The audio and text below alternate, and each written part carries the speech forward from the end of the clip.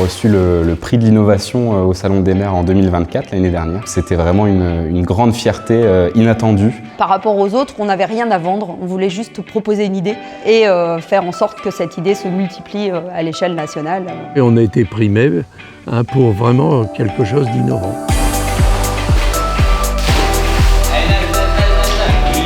La problématique sur notre territoire, c'est qu'on n'a pas d'infrastructure publique en termes de piscine. Globalement, on n'en aura pas demain ni après-demain parce que c'est un investissement extrêmement lourd. 3 solutions se sont ouvertes à nous. La première, c'était d'aller à la piscine municipale de la commune d'à côté, sauf que nous n'étions pas prioritaires. La deuxième, c'était de louer un camion, mais pour 16 000 €, on n'aurait eu que 2 semaines de stage dans l'année. Et la troisième, c'était de trouver une piscine avec quelqu'un qui pouvait éventuellement nous la louer. À la base, ce projet de piscine personnelle, c'est un projet thérapeutique. Si ça peut permettre à des enfants de pouvoir mieux appréhender le milieu aquatique, autant leur en faire profiter aussi.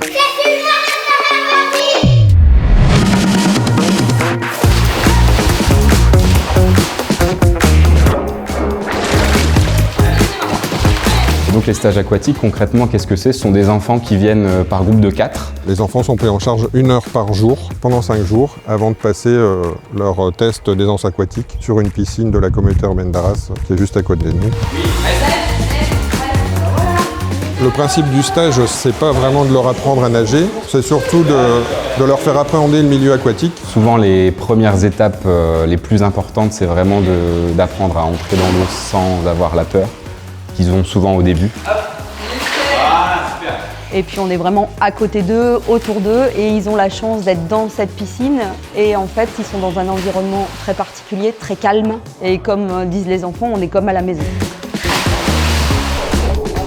On voit énormément de changements entre le début où ils ont vraiment peur, ils sont agrippés au bord, et la fin où ils jouent ensemble au milieu de l'eau sans aucune appréhension. Depuis qu'on a démarré les stages, on est à plus d'1 enfant sur 2 qui a obtenu son pass nautique à la fin. Donc l'objectif est quand même rempli et ceux qui ne le valident pas du premier coup reviennent souvent sur un 2e voire 3e stage, on a déjà eu, et finissent par le valider. On vous a dit, vous pouvez faire le test avec ou sans brassiard.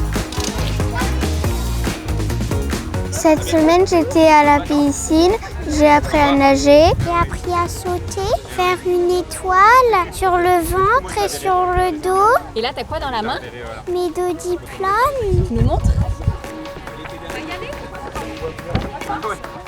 J'ai trouvé que c'était bien parce qu'il y avait plein de copines et c'était amusant. Ça s'est super bien passé, les filles sont très contentes. Franchement, je suis très étonnée parce qu'il y en a une des deux vraiment qui arrive très bien. C'est vraiment que des retours positifs et le bouche à oreille fonctionne bien puisque à chaque fois les stages sont complets. Donc, Ce prix de l'innovation et de la solidarité surtout, c'était de montrer à tous les territoires ruraux que même si on n'a pas les structures, on peut mettre en place des projets. On aurait envie de dire à tous les propriétaires de piscines de la com de Com de vivre l'aventure avec nous. c'est vrai que pour eux c'est un petit geste et pour nous c'est énorme. Oser être utile, oser permettre à des enfants d'accéder à ce type de structure et donner un peu de vous-même.